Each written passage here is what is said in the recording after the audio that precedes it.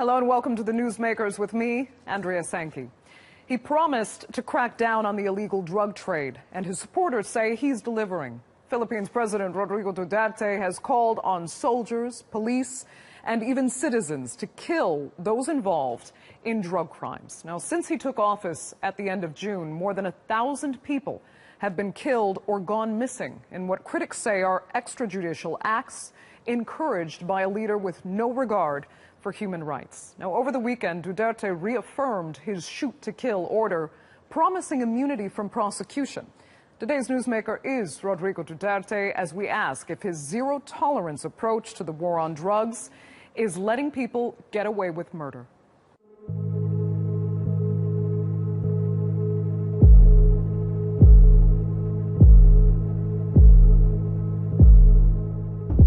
The human cost of Rodrigo Duterte's war on drugs is rising, and now he has officials in his sights. On the weekend, Duterte named more than 150 people, including mayors, judges, and police with alleged links to the drug trade. We will not stop until the last drug lord, the last financier, and the last pusher have surrendered or put behind bars or below the ground. Since he took office in June, more than 700 suspected drug users and dealers have been killed by police or vigilantes. Another 2,700 people have been arrested, and more than 114,000 have turned themselves in. The country has to build new jails because of the overcrowding, and the president says this is just the beginning.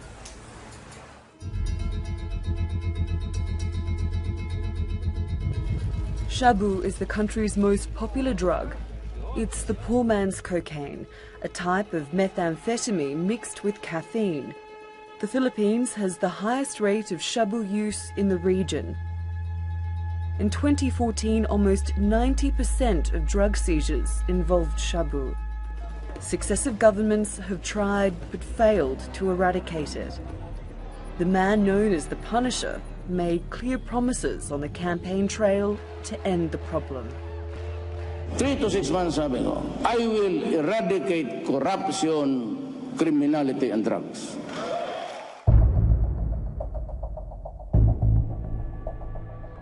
There's no end in sight for the crackdown. Duterte promised to wipe out crime with the shoot-to-kill policy he used while he was mayor of the southern city of Davao. And he's not apologizing for the spate of extrajudicial killings since he became president. Human rights cannot be used as a shield or an excuse to destroy the country.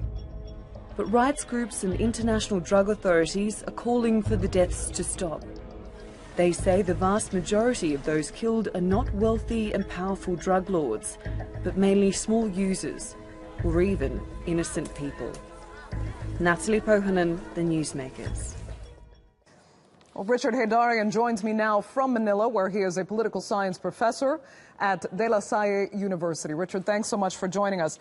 First, help us understand the dynamics of the Philippines, for those of us that aren't familiar with the country. Why would a huge majority of the public want to see this kind of controversial, iron-fisted leadership in a president?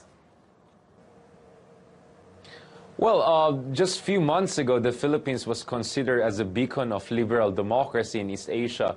And in fact, it's one of the oldest democracies in the developing world. But since the campaign period, it seems that President Duterte, or when he was still a candidate, was quite effective in communicating a central message. And his central message was that the biggest problem in the Philippines is the lack of rule of law. And the proliferation of drugs and rampant criminality is a reflection of that fundamental problem, and it has to be dealt with through draconian measures if necessary. And I think it's not only a question of the campaign strategy and the effectiveness of the rhetoric of President Duterte. I think statistics also show that crime, index crime, has increased over the past few years in the Philippines as the economy picked up. Statistics also show that between 1 to 2% of the population, so that's around 2 million people, have been addicted to different kinds of drugs or methamphetamine kind of products. So there is a basis for that. And of course, the Philippines, compared to certain neighboring countries like Singapore or Malaysia, seems to be a less safe place. But of course, a lot of experts will tell you that the Philippine situation, as far as law and order is concerned, is not as bad as Latin American countries like Mexico or Venezuela. And they will tell you that, of course, the issue of criminality is huge, but it's not the #1 problem in the Philippines. But I think so far, President Duterte has been able to convince the public that he needs maximum public support and maximum support also from other branches of the government to deal with this issue in a swift manner. He promised to deal with the issue of crime in 3 to 6 months, and we see within the first month in his office, he has already accelerated crackdown on criminality and drugs. Now, so far, it seems there is an international outcry. Some allies like the United States have already spoken out against this. Liberal media and in the intelligentsia are very critical. But it seems the vast majority of the Filipinos are not very much opposing this. In fact, the latest survey suggests that more than 91% of the Filipinos have expected trust and support for the new president. So it seems that these liberal values of civil rights or due process don't seem to be as much embedded in the Philippines. And I think it's clear that what's happening in the Philippines is something common all across democracy in the world. I mean, in the United States, you have someone like Donald Trump saying that we should torture the families of suspected terrorists or ban all Muslims from entering America, and yet he is garnering significant support among the electorate. So I think no surprise that in developing countries in the Philippines, many people are saying maybe it's time to focus on safety before issues like due process and civil rights. Okay, Richard, this crackdown, though, does center specifically on drug crime right now. So I want to ask you another perspective question, since you are there living it. How bad is the drug problem in the Philippines compared to counterparts, not just in Asia, but in the Western world as well? Well, definitely, I think many would say the Philippines' issue with drugs is not as bad as it is in the United States, or it is in parts of Europe, for instance, or in parts of Middle East like Iran and Turkey, which are close to Afghanistan, for instance. So I don't think the Philippines is significantly worse off than those countries, but there is a sense that not only drug proliferation, but crimes in general, like kidnapping, carnapping, hijacking, so on and so forth, these are huge issues. So I think it's not just the issue of drugs, it's an issue of law and order. And if you look at Duterte, he has been quite effective in pushing this rhetoric, which is similar to the rhetoric of other neighboring countries like Singapore and Malaysia, the so-called Asian values. The idea behind Asian values is that in Asian societies, unlike in the West, what matters is not the individual, what matters is the community. So if the civil rights of the individual serve as an obstacle to advancement of the collective interest or safety and security for the rest, then the individual rights can be compromised or be suspended temporarily. And I think that was his message during his State of the Nation address when he said that, for instance, human rights should not be an obstacle to advancement of the national interest or should not be used as a shield for undermining the nation. And for better or for worse, of course, for Democrats, this is not a good thing. It seems it resonates with a lot of Filipinos. And a lot of Filipinos visit neighboring countries like Singapore and Malaysia who have more draconian and stricter measure against crime and trafficking of drugs, among other things. And they say those countries have a safer society. So why can't we have a more safe society? And the other thing we have to keep in mind is this. Duterte is doing this in his honeymoon period. In his first 100 days in office, presidents tend to have a lot of public support. And I think that is why we don't see a galvanized opposition to him yet. But what is interesting in part about this approach is that he is also punishing drug users, for example. Hundreds of them, if not thousands, have gone to turn themselves in because they're scared. And now they're being placed in Philippines' notoriously overcrowded prisons. To what end? What social purpose does that actually serve? Won't they come out worse, potentially? Well, the first thing that we have to keep in mind is that Duterte's approach to fighting crime is actually much more comprehensive than shown in international media.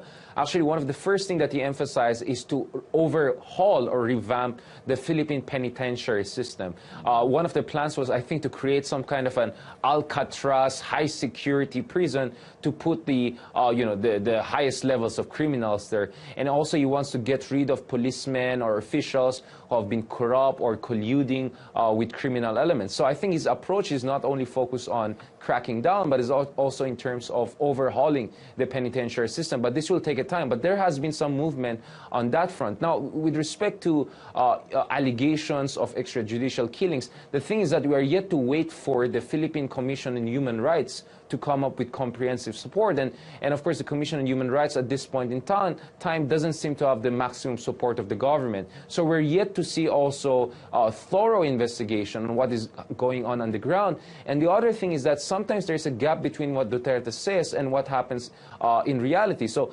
of course, many people are worried by his kind of blusterous rhetoric, but it remains to be seen whether he has given actual executive order for extrajudicial kind of activities. And I think this is why we're still in the level of allegations, but nonetheless, there's a huge concern that things may get out of control. It may get out of control, and so far the international community is starting to react. We've seen condemnation from the United Nations as well as the International Narcotics Control Board. Arguably a bit slow in coming, some human rights organizations have said. But the United States is being pressured more and more to step up and do something about this. So might increasing international pressure on Duterte change his policies, or will he even care? Well, so far it seems that Duterte has his own mind. I think on certain issues where he feels strong, when he feels he's really right, and he has an effective track record, it seems that he has proven less pervious to international pressure. But I think that it's possible that if international pressure increases and more pragmatic voices within his government begin to speak up, then I think it's possible that he may move to the next stages of war on crime. We see that, for instance, 600,000 people have already surrendered to the government and have volunteered for rehabilitation, among other things. And I think the rhetoric we're beginning to hear from certain quarters in the government is that the focus now is not only on cracking down, it's also on providing rehabilitation. It's also about overhauling the penitentiary system. So it's possible that amid international pressure, or perhaps based on his own personal volition, he may move to the next stage of dealing with the issue of drugs. I think from Duterte's point of view, what he wants to show here is that he means what he says, that the things he said during the campaign period were not empty promises, and he's trying to show that he is a man of his words.